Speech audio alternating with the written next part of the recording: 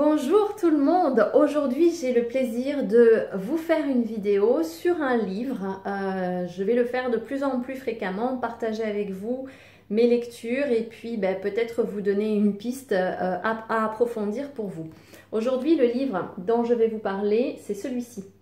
Celui d'Arnaud Rioux, Réveillez le chaman qui est en vous. Arnaud Rioux, c'est un homme avec un parcours extrêmement hétéroclite et multiple, un autodidacte à chaque fois. On a l'impression que tout ce qu'il touche, il le réussit. Il a exploré le bouddhisme, le tantrisme, le chamanisme auprès de maîtres pendant 15 ans. Je lis derrière ce qu'il y a noté, mais vous trouverez plein d'informations sur Arnaud Rioux. C'est quelqu'un quand même d'assez connu dans le domaine. Et puis, il a écrit plein de livres, et notamment celui-ci, Réveillez le chaman qui est en vous, que j'ai eu le plaisir d'acheter directement auprès de lui et donc de l'avoir dédicacé. Et comment je vais le partager, ce livre? Je vais tout simplement faire le tour du livre, évoquer chapitre par chapitre, et puis vous partager quelques-unes de mes notes, quelques-unes de mes peut-être réflexions, impressions, ce qui vous permet de voir si ce livre résonne en vous, si ce que je partage avec vous résonne en vous, et si oui ou non, c'est opportun, utile d'acheter le livre et de le lire à votre tour. Alors, je vous donne les titres de chapitres, parfois je développerai, parfois pas. Le premier chapitre s'appelle « Itinéraire d'un enfant qui communiquait avec l'esprit des arbres » où il va parler de lui et justement de son rapport à la nature, notamment quand il était petit. Le deuxième chapitre s'appelle « Qui sont les chamans ?» Et oui, c'est bien beau de parler de chamanisme, mais qui sont les chamans? C'est quoi un chaman? Et il nous dit, je cite, « Le chaman est un voyageur immobile. Il explore l'immensité du monde des esprits en modifiant son état de conscience. » Et il va pouvoir modifier son état de conscience, notamment à travers la méditation, l'extase, la transe, toujours aussi le son du tambour qu'on retrouve dans toutes les traditions chamaniques du monde entier, parce qu'on retrouve les chamans dans le monde entier, et notamment en Europe, avant l'arrivée du christianisme, c'était chez nous les druides. Alors, que dire de plus sur ce chapitre? Ah oui, il y a bien une distinction entre chamanisme et religion. Le chamanisme n'a rien à voir avec la religion. Il existait d'ailleurs bien avant d'existence des religions. Troisième chapitre s'appelle « Vers un chamanisme 2.0 », donc le chamanisme d'aujourd'hui. Le chaman étant un lien entre le ciel et la terre, la matière et l'esprit, et il ne cherche absolument pas à percer le mystère de la vie, mais à nous apprendre à vivre avec ce mystère. Et aujourd'hui, on constate qu'il y a de plus en plus de personnes qui s'intéressent au chamanisme. Alors il y a certainement un effet de mode, mais il n'y a pas que ça. Et si tant de personnes s'intéressent au chamanisme, c'est aussi parce que les consciences s'ouvrent. Quatrième chapitre, le chamanisme et la science. Alors, c'est très important de faire le lien entre chamanisme et science, et puis de pouvoir expliquer pourquoi il peut y avoir parfois un fossé entre scientifique et chaman, pardon. C'est très intéressant d'aller voir l'histoire et le parcours de Corinne Sombrin. Sombrin, ça s'écrit S comme Sophie, O-M comme maman, B comme bateau, R-U-N comme Noémie, Corinne Sombrin, qui s'est découverte chamane un jour alors qu'elle allait écrire un article pour un journal sur le chamanisme, et puis elle participe à une cérémonie et se transforme en loup, enfin se met à aboyer, à crier comme un loup, et elle est tout autant surprise que tous les autres, et de là commence son parcours où on lui apprend qu'elle est chamane. Et elle apprend donc auprès des chamans mongols, et elle se prête à ce jeu du petit rat de laboratoire, c'est-à-dire qu'elle se fait étudier par la science pour ses caractéristiques et pour la modification cérébrale. Qu'est-ce qui se passe dans ces états de transe? Voilà, donc ça c'est une parenthèse par rapport au livre, mais je trouve ça intéressant quand on s'intéresse au lien entre chamanisme et science d'aller creuser dans l'histoire de Corinne Sombrin.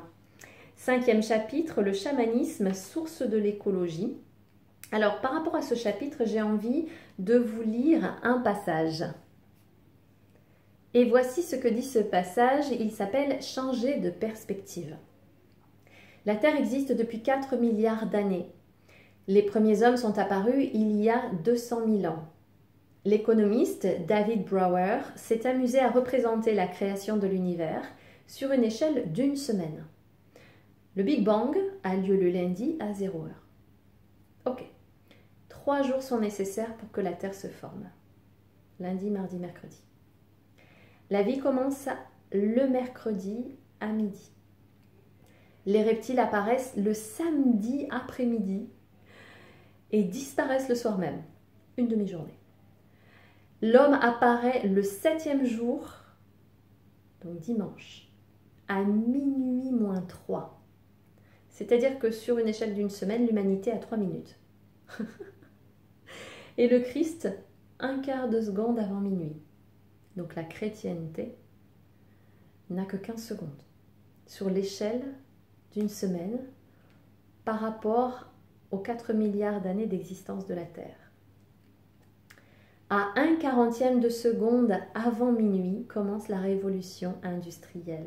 Ça permet de remettre en perspective certaines choses pour tous ceux qui se sentiraient extrêmement importants sur cette Terre. Je trouve que ce parallèle est super intéressant.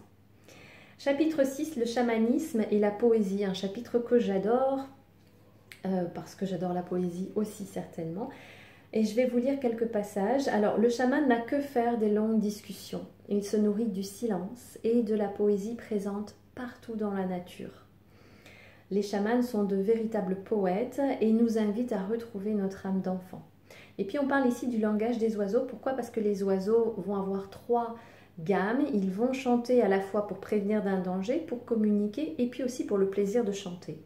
Et rares sont les espèces animales qui ont cette possibilité de chanter pour le plaisir de chanter. Il y a les oiseaux, mais également les baleines, les dauphins et puis l'homme aussi. Mais les autres animaux n'ont pas cette possibilité. C'est important c'est intéressant à noter, tout simplement, sachant que la voix et le chant sont aussi des portes d'accès à l'éveil. Et que la véritable magie du chamanisme repose dans cet art de créer votre vie à partir de vos actes, de vos pensées et de vos mots. 7e chapitre, vous êtes le créateur de votre vie, un chapitre qui nous ramène à des notions davantage de développement personnel aussi, mais c'est la posture du chaman, que de dire que les obstacles sont aussi des occasions de renforcer ses qualités intérieures. Donc ce sont des chances en fait d'évolution. Et pour le chaman, le monde extérieur n'est que le reflet du monde intérieur. Donc ce qu'il faut changer, quand on veut changer son monde extérieur, il faut davantage changer son monde intérieur et se focaliser sur l'intérieur. Donc évidemment, il est question là aussi de la responsabilité de nos vies. On a une phrase qui est traditionnellement imputée à l'empereur romain Marc Aurèle, qui aurait dit « Donne-moi le courage de changer ce que je peux changer, la sagesse d'accepter ce que je ne peux pas changer et le discernement de reconnaître l'un de l'autre. » Et puis, Arnaud Rioux précise bien dans ce chapitre que l'acceptation, donc des épreuves notamment, n'a absolument rien à voir avec la fatalité ou la résignation. Chapitre 8, la voie vers l'équilibre. Chapitre 9, la réalité est invisible à nos yeux. Ça nous fait penser au petit prince qui ne voit bien qu'avec le cœur. Chapitre 10, rêver sa vie ou vivre son rêve. Là, je vais vous lire pas mal de petits bouts de ce chapitre que j'aime beaucoup aussi. Voilà ce qu'il y est dit. Le chaman est conscient de la clarté de son esprit, lequel est comme un cristal posé sur différents fonds. Si le cristal est posé sur une nappe rouge, il semble rouge. S'il est posé sur un tapis bleu, il semble bleu. Mais profondément, le cristal n'a pas de couleur. Votre esprit est comme ce cristal. Il n'est coloré que par votre personnalité. Je trouve que c'est très intéressant comme parallèle. Ça permet de se détacher de sa personnalité et d'essayer de creuser en ce sens pour savoir qui sommes-nous.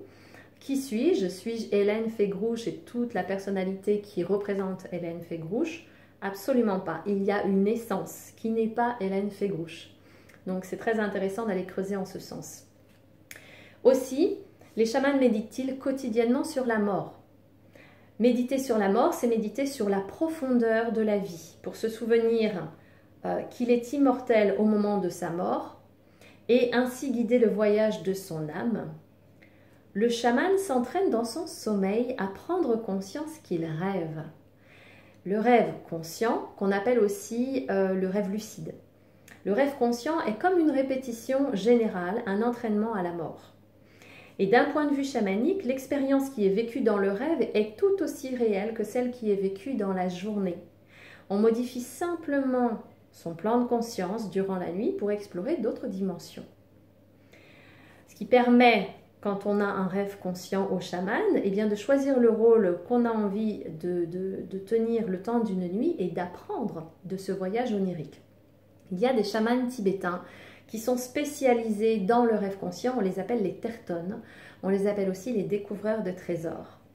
Et puis des personnes aussi qui sont des spécialistes pour aller chercher de l'information à partir du rêve et aller capter de l'information en rêve, ça s'appelle la xénoglossie.